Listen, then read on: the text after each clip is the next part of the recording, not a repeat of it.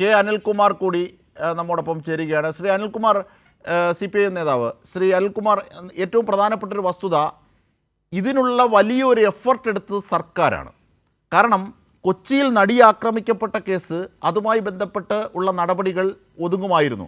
അതല്ല, ധാർമ്മികതയുള്ള ഒരു സർക്കാർ എന്ന നിലയിൽ ആ വിഷയങ്ങളെ ഒക്കെ കാണുകയും അതൊരിക്കലും സംഭവിക്കാത്ത തരത്തിലേക്ക് പോവുകയും ചെയ്യണമെന്നതായിരുന്നു സർക്കാരിൻ്റെ ഉദ്ദേശം. ഹേമ കമ്മിറ്റി റിപ്പോർട്ടിനെ അവതരിപ്പിക്കുന്നു. ഈ ഹേമ കമ്മിറ്റി റിപ്പോർട്ട് പുറത്തെത്തുന്നതിന് മുമ്പും സർക്കാർ ഇതിനെതിരായ നടപടികൾ സ്വീകരിച്ചുകൊണ്ടിരുന്നതാണ്. കാരണം നിരവധി സംഘടനകളുമായി ചർച്ച നടത്തുന്നു, ഷാജിയൻ കരുണിനെ പോലുള്ള കമ്മിറ്റികൾ വെക്കുന്നു, ഇങ്ങനൊരു പ്രക്രിയ നടന്നു വരികയായിരുന്നു. എന്നിട്ടും സർക്കാരിന് മേലാണ് പഴി. ഇതിനെക്കുറിച്ച് ഒരു വാക്ക് പോലും മിണ്ടാത്ത സംഘടനകൾക്കെതിരെ ഒരു പ്രതിഷേധവുമില്ല. ഇത് മാനിപ്പുലേറ്റഡ് അല്ലേ? സംഘടനകളിലെ എല്ലാ വിഭാഗക്കാരും ഉണ്ടല്ലോ. രാഷ്ട്രീയ ഭേദമന്യേ, സ്ത്രീ പുരുഷ ഭേദമന്യേ ഉള്ളവർ അംഗങ്ങളായ സംഘടനയാണ് ഇവയെല്ലാം.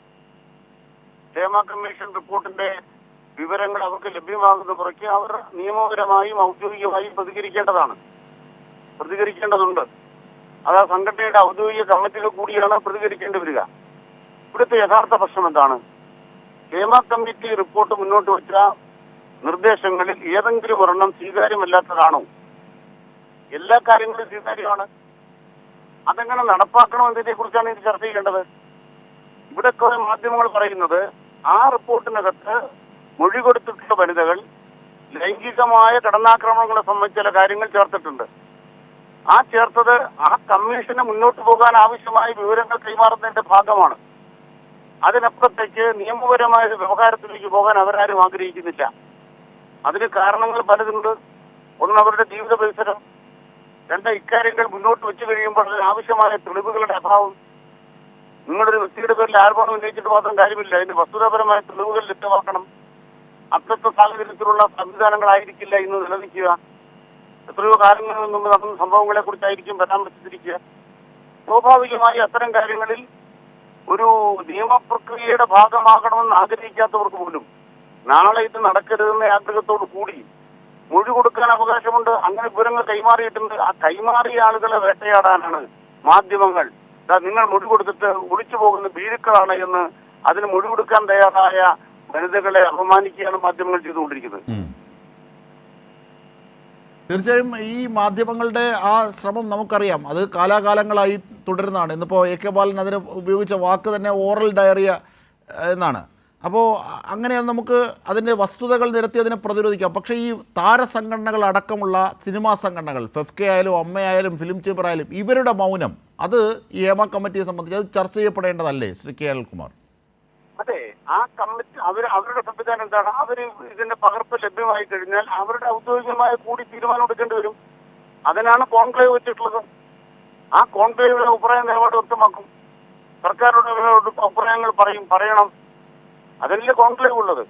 ആ കോൺക്ലേവ് എന്ന് പറയുന്നത് പീഡകരെ പീഡിക്കപ്പെട്ടവരെ ഒരുമിച്ചിരുത്തുക എന്നുള്ള പ്രതിപക്ഷത്തിന്റെ ആഖ്യാനമൊക്കെ എത്രയോ അസംബന്ധമാണ്. നാളെ കേരളത്തിലെ ഒരു സിനിമാ താരങ്ങളെയും മാധ്യമങ്ങൾ അവരുടെ പരിപാടിക്ക് വിളിക്കില്ലേ? ആ സിനിമാ താരങ്ങളുടെ പരസ്യങ്ങൾ ഇന്നത്തെ കൊണ്ട് അവസാനിപ്പിച്ചോ? ആ സിനിമാ താരങ്ങളുടെ ദൃശ്യങ്ങൾ നാളെ നിങ്ങൾ കൊടുക്കില്ലേ? അതെ, അതൊരു കാതലായ ചോദ്യമാണ്. അല്ല, നിങ്ങൾ ബഹിഷ്കരിക്കാന്ന് പറഞ്ഞാൽ നാളെ പരസ്യം കൊടുക്കുമോ? അവരുടെ പരസ്യമുള്ള ഏതെങ്കിലും ഒരു പരസ്യം നിങ്ങൾ മാധ്യമങ്ങൾ പ്രസിദ്ധീകരിക്കുമോ? ഞാൻ എല്ലാ മാധ്യമങ്ങളോട് ചോദിക്കുന്നത്. അവിടെയാണ് ഇതിന്റെ ഇരട്ടത്താപ്പാണ്. സർക്കാർ കുറെ പേരെ വേട്ടയാടണം, അതിന്റെ ഭാഗമായി കുറെ കഥകൾ നമ്മുടെ സമൂഹത്തിന് രൂപപ്പെടണം. വസ്തുതാപരമായി നിയമപരമായി ഇപ്പോ ഒരു കേസിനകത്ത് തെളിവ് ലഭിച്ചപ്പോ ഒരു വിട്ടുവീഴ്ചയില്ലാതെ പോലീസ് ആ പ്രമുഖ സിനിമാ താരത്തെ ജയിലിലടച്ചപ്പോ അദ്ദേഹത്തെ കെട്ടിപ്പിടിച്ച് കരഞ്ഞവരെ സ്ഥാനാർത്ഥികളാക്കിയ UDF ആണ് ഇപ്പൊ നിലവിളിയുടെ ആശാന്മാർ. അദ്ദേഹത്തിനൊപ്പം സെൽഫി എടുത്ത ഒരു MP ഉണ്ട്, മഹിളാ കോൺഗ്രസിന്റെ അധ്യക്ഷ. നമ്മൾ കേരളം കണ്ടതല്ലേ, ജബി മേത്തർ സെൽഫി എടുക്കുന്നു. ആരെ? ഈ നടിയെ പീഡിപ്പിച്ചതിന് നേതൃത്വം കൊടുത്ത ഒരാളെ ഒപ്പം സെൽഫി എടുക്കാൻ മടിയില്ലാത്ത ഒരു കൂട്ടർ. ഇവരാണ് നമ്മുടെ സമൂഹത്തിന് മുന്നിൽ. മാധ്യമങ്ങളെ സംബന്ധിച്ചിടത്തോളം ഏത് വടി കിട്ടിയാലും സർക്കാരിനെ തല്ലുക എന്ന് മാത്രമേ ഉള്ളൂ. ഇന്ത്യയിൽ എവിടെങ്കിലും സിനിമാ മേഖലയിൽ ഇങ്ങനത്തെ സംവിധാനം ഉണ്ടോ? ഒരു കമ്മിറ്റി ഉണ്ടോ? ഇത്തരം വസ്തുക്കൾ പുറത്തു വന്നിട്ടുണ്ടോ? മീട്ടു വിവാദം വന്ന ശേഷം ഏതെങ്കിലും പ്രതികരണം ഇന്ത്യ രാജ്യത്തെ ഗവൺമെന്റ് നടത്തിയോ? നമ്മൾ ആലോചിക്കേണ്ടതുണ്ട്. തീർച്ചയായും. അത് മാത്രമല്ല, ഈ സീരിയൽ മേഖലകളിലടക്കം മാധ്യമങ്ങളാണല്ലോ കൂടുതലും കൈകാര്യം ചെയ്യുന്നത്, അല്ലെങ്കിൽ മാധ്യമങ്ങളുമായി ബന്ധപ്പെട്ട. അപ്പോൾ സീരിയൽ മേഖലയിലടക്കം ഈ ഹേമ കമ്മിറ്റി റിപ്പോർട്ട് പോലെയുള്ള ഒരു ശുദ്ധീകരണ പ്രക്രിയ ആവശ്യമുണ്ട് അല്ലേ ശ്രീ കെ അനിൽകുമാർ? സംശയം എന്താണ്? അത് ഒരു മേഖലയിൽ മാത്രമല്ല, എല്ലാ മേഖലയിലും ആവശ്യമുണ്ട്. സിനിമ സീരിയൽ താൽക്കാലിക ലൊക്കേഷനാണ്, മറ്റെല്ലാം സ്ഥിരമായിട്ടുള്ളതാണ്. താൽക്കാലിക ലൊക്കേഷനിലാണ് ഈ പ്രശ്നങ്ങൾ കൂടുതൽ വന്നിരിക്കുന്നത്. അത് കൈകാര്യം ചെയ്യാൻ സുശക്തമായ നടപടിയുമായി സർക്കാർ മുന്നോട്ട് വരും.